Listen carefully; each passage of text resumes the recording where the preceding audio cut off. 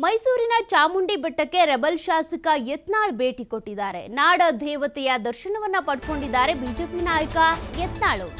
ನಿನ್ನೆಯಷ್ಟೇ ಬೆಂಗಳೂರಿನಲ್ಲಿ ಕುಮಾರ್ ಬಂಗಾರಪ್ಪ ಅವರ ನಿವಾಸದಲ್ಲಿ ಸಭೆ ನಡೆದಿತ್ತು. ಯತ್ನಾಳ್ ಅಂಡ್ ಟೀಮ್ ಸಭೆಯಲ್ಲಿ ಹಲವು ವಿಚಾರಗಳನ್ನ ಚರ್ಚೆ ಮಾಡಿದ್ರು. ಮೊದಲಿಂದ ಕೂಡ ವಿಜಯೇಂದ್ರ ವಿರುದ್ಧ ಸಮರ ಸಾರಿರುವಂತ ಯತ್ನಾಳ್ ಅವರು ಇದರ ಮಧ್ಯೆನೇ ಚಾಮುಂಡಿ ತಾಯಿಯ ದರ್ಶನವನ್ನ ಪಡ್ಕೊಂಡಿದ್ದಾರೆ. ಶತ್ರು ಸಂಹಾರಕ್ಕೆ ಪೂಜೆ ಮಾಡಿಸಿದ್ರ ರೆಬಲ್ ಲೀಡರ್ ಯತ್ನಾಳ್ ಅನ್ನುವಂಥ ಪ್ರಶ್ನೆ ರೈಸ್ ಆಗ್ತಾ ಇದೆ. ನೋಡಿ, ರಾಜಕಾರಣಿಗಳು ಸಹಜವಾಗಿ ಯಾವ ದೇವ್ರ ದರ್ಶನ ಮಾಡಿದ್ರು ಕೂಡ ಅವರು ದರ್ಶನ ಮಾಡಿದಂಥ ಸಂದರ್ಭದಲ್ಲಿ ಯಾವ ಚಟುವಟಿಕೆಗಳಲ್ಲಿ ನಡೀತಾ ಇದೆ, ಯಾವ ಬೆಳವಣಿಗೆಗಳಾಗ್ತಾ ಇದೆ, ಅದರ ಆಧಾರದ ಮೇಲೆ ಅವ್ರು ಏನು ಪ್ರಾರ್ಥನೆ ಮಾಡ್ಕೊಂಡಿರ್ಬೋದು, ಯಾತಕ್ಕಾಗಿ ಯಾವ ಪೂಜೆ ಮಾಡಿಸಿರ್ಬೋದು, ಇದು ಒಂದಷ್ಟು ಊಹೆ ಮಾಡಲಾಗುತ್ತೆ. ಅದೇ ರೀತಿಯಾಗಿ ಈಗ ಯತ್ನಾಳ್ ಅವರು ಕೂಡ ವಿಜಯೇಂದ್ರ ಅವರ ವಿರುದ್ಧ ಒಂದು ರೀತಿ ಸಮರ ಸಾರಿರೋದ್ರಿಂದ, ರಾಜ್ಯಾಧ್ಯಕ್ಷ ಸ್ಥಾನಕ್ಕೆ ಬೇರೆಯವ್ರನ್ನ ತಂದು ಕೂರಿಸಿ ಅಂತ ಒತ್ತಾಯಿಸ್ತಿರೋದ್ರಿಂದ, ಮ್ಯಾರಥಾನ್ ಮೀಟಿಂಗ್ಗಳನ್ನ ಮಾಡ್ತಾ ಇರೋದ್ರಿಂದ ಈಗ ಅವರ ಟಾರ್ಗೆಟ್ ವಿಜಯೇಂದ್ರ ಅವರೇ ಆಗಿರೋದ್ರಿಂದ ಸಹಜವಾಗಿ ಅವ್ರ ದೇವಸ್ಥಾನಕ್ಕೆ ಹೋಗಿದ್ದಾರೆ ಅಥವಾ ಪೂಜೆ ಮಾಡಿಸಿದ್ದಾರೆ, ವಿಶೇಷವಾಗಿ ಪ್ರಾರ್ಥನೆ ಮಾಡ್ಕೊಂಡಿದ್ದಾರೆ ಅಂದರೆ ಶತ್ರು ಸಂಹಾರಕ್ಕಾಗಿ ಅಥವಾ ಅವ್ರು ಏನು ಗುರಿಯನ್ನು ಇಟ್ಕೊಂಡಿದ್ದಾರೋ ಅದನ್ನು ರೀಚ್ ಆಗಬೇಕು ಅನ್ನೋ ಕಾರಣಕ್ಕಾಗಿ ಪ್ರಾರ್ಥನೆ ಮಾಡಿದ್ದಾರೋ ಅನ್ನೋದು ಸಹಜವಾಗಿಯೇ ಇರುತ್ತೆ. ಈ ರೀತಿ ಯಾವ ರಾಜಕಾರಣಿಗಳು ಹೋದ್ರೂ ಹಿಂಗೆ ಆಗುತ್ತೆ. ಈಗ ಎಚ್.ಡಿ. ಕುಮಾರಸ್ವಾಮಿ ಅವರು ಒಂದಷ್ಟು ಚಂಡಿ ಯಾಗ ಅದು ಇದು ಮಾಡಿಸಿದಾಗಲೂ ಕೂಡ ಹಾಗೆ ಅಂದರು, ಅಥವಾ ಡಿ.ಕೆ. ಶಿವಕುಮಾರ್ ಟೆಂಪಲ್ಗೆ ಹೋದಾಗಲೂ ಕೂಡ ಶತ್ರು ಸಂಹಾರಕ್ಕಾಗಿ ಹೋದರು ಅಂದರು. ಹೀಗೆ ರಾಜಕಾರಣಿಗಳು ದೇವರ ದರ್ಶನ ಪಡ್ಕೊಂಡ್ರು, ವಿಶೇಷ ಪೂಜೆ ಮಾಡಿಸಿದ್ರು, ಅಥವಾ ಏನೋ ಒಂದು ಹೋಮ ಹವನ ಮಾಡಿಸಿದ್ರು ಅಂದರೆ ಸಹಜವಾಗಿಯೇ ಅವ್ರು ಶತ್ರು ಸಂಹಾರಕ್ಕಾಗಿ ಪ್ರಾರ್ಥನೆ ಮಾಡ್ಕೊಂಡ್ರೇನೋ, ಪೂಜೆ ಮಾಡಿಸಿದ್ರೇನೋ, ಅವ್ರ ಹೆಸರಲ್ಲೇ ಅರ್ಚನೆ ಮಾಡಿಸಿರ್ಬಹುದೇನೋ, ನನಗೆ ಯಶಸ್ಸು ಸಿಗಲಿ, ಅವರು ಏನು ಪ್ರಯತ್ನ ಪಡ್ತಿದ್ದಾರೆ ಅವ್ರ ಹೋರಾಟ ವಿಫಲ ಆಗಲಿ ಅನ್ನೋ ನಿಟ್ಟಿನಲ್ಲಿ ಪ್ರಾರ್ಥನೆ ಮಾಡಿಸಿರ್ಬಹುದು ಅಂತ. ಯತ್ನಾಳ್ ಅವರು ಕೂಡ ನಾಡ ದೇವಿಯ ದರ್ಶನ ಪಡ್ಕೊಂಡಿದ್ದಾರೆ.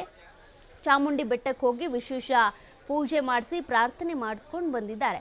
ಯಾಕೆಂದರೆ ಈಗಾಗಲೇ ಅವರು ನಿನ್ನೆ ಸಭೆ ನಡೆಸಿದಾಗಲೂ ಕೂಡ ಒಂದಷ್ಟು ರಿಯಾಕ್ಷನ್ ಕೊಡುವಾಗ ಅಸಮಾಧಾನ ಇತ್ತು. ಮಾಧ್ಯಮಗಳ ಮೇಲೆ ಗರಂ ಆದರು.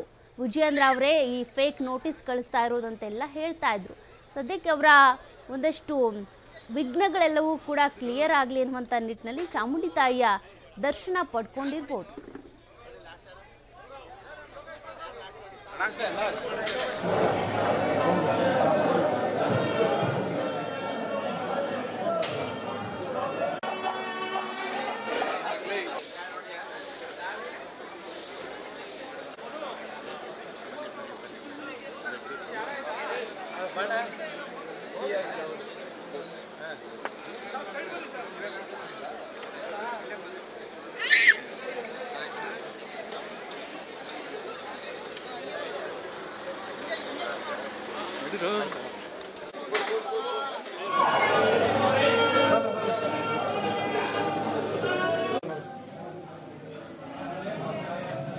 ರಜಾ ಸೈಡ್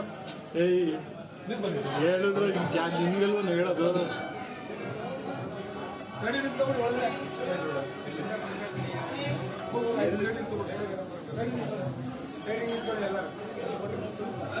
ಒಂಚೂರು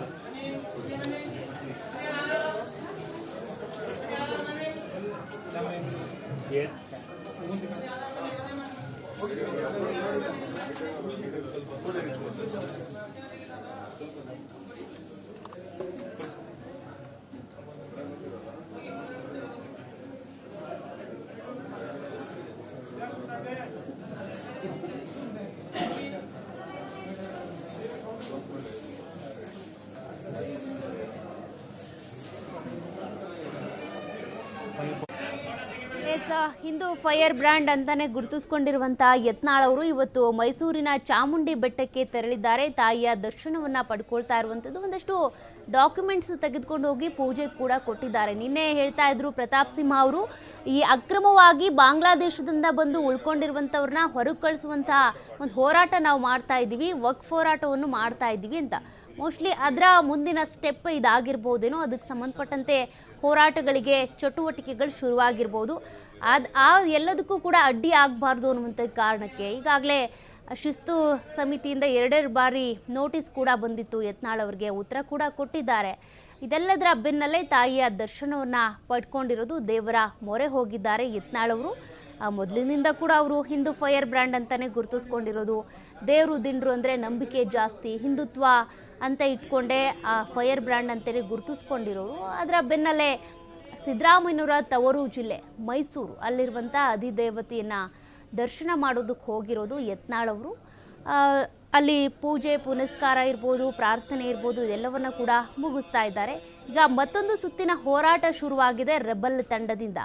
ಈಗಾಗಲೇ ಅವರು ವಕ್ಫ್ ವಿರುದ್ಧ ಏನು ಹೋರಾಟ ಮಾಡ್ತಾ ಇದ್ರು, ಅದರಲ್ಲೂ ಕೂಡ ಉತ್ತರ ಕರ್ನಾಟಕ ಭಾಗದಲ್ಲಿರುವಂಥ ವಕ್ಫಿಂದಾಗಿ ಯಾರ್ಯಾರಿಗೆ ಸಮಸ್ಯೆ ಆಗಿದೆಯೋ ಅದೆಲ್ಲದ್ರ ಬಗ್ಗೆ ಕೂಡ ಮಾಹಿತಿ ಕಲೆ ಹಾಕಿದ್ರು, ರಿಪೋರ್ಟ್ ತೆಗೆದುಕೊಂಡು ಹೋಗಿ ದೆಹಲಿ ನಾಯಕರಿಗೂ ಕೂಡ ಕೊಟ್ಟಿದ್ರು. ನಿಮ್ಮ ಹೋರಾಟ ಹೀಗೆ ಇರಲಿ, ಬಟ್ ಸ್ವಪಕ್ಷದ ವಿರುದ್ಧ ಹೇಳಿಕೆಗಳನ್ನ ಕೊಡಬೇಡಿ ಅಂತ ಹೇಳಿದ್ರು.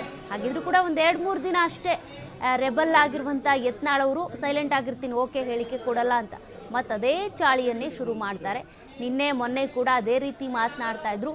ಫೇಕ್ ನೋಟಿಸ್ ಕೊಡಿಸಿದ್ದೆ ವಿಜಯೇಂದ್ರ, ಅವನ್ಯಾಕೆ ನಂಗೆ ನೋಟಿಸ್ ಬಂದಿದೆ ಅಂತ ಹೇಳಬೇಕು ಅಂತ ಏಕವಚನದಲ್ಲೇ ವಾಗ್ದಾಳಿ ಕೂಡ ನಡೆಸ್ತಾ ಇದ್ರು. ಸೊ ಈಗಾಗಲೇ ಈ ಹೋರಾಟ ಏನಿದೆ, ಬಾಂಗ್ಲಾ ನುಸುಳುಕೋರು, ಬಾಂಗ್ಲಾದಿಂದ ಬಂದಿರುವಂಥ ಅಕ್ರಮ ನಿವಾಸಿಗಳು ಭಾರತದಲ್ಲಿದ್ದಾರೆ, ಅವ್ರನ್ನ ಹೊರಗೆ ಕಳಿಸ್ಬೇಕು ಅನ್ನುವಂಥ ಹೋರಾಟ ಏನಿದೆ, ಅದಕ್ಕೆ ಮುಂದಿನ ಹೆಜ್ಜೆ ಇಡೋದಕ್ಕೆ ಅಂತ ತಯಾರಿ ನಡೀತಾ ಇರ್ಬೋದು. ಮತ್ತೊಂದು ಕಡೆ ರಾಜ್ಯಾಧ್ಯಕ್ಷರ ಬದಲಾವಣೆಗೆ ಸಂಬಂಧಪಟ್ಟಂತೆ ಈಗಾಗಲೇ ಪಟ್ಟು ಹಿಡಿದಿದ್ದಾರೆ. ಆಂತರಿಕ ಚುನಾವಣೆ ಆಗಲೇಬೇಕು ಅಂತ ಪಟ್ಟು ಹಿಡಿದಿದ್ದಾರೆ. ಅದೆಲ್ಲವೂ ಕೂಡ ಆಗುತ್ತಾ, ಅದು ಹೈಕಮಾಂಡ್ನ ನಿರ್ಧಾರ.